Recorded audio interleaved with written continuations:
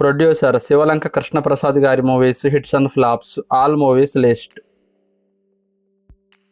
చిన్నోడు Peddodu super hit.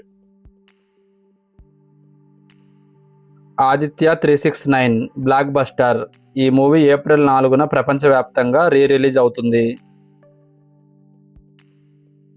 వంశానికొక్కడు super hit.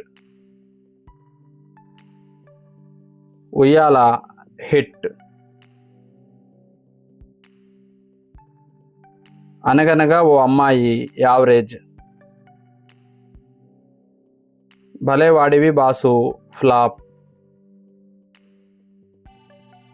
మిత్రుడు flop.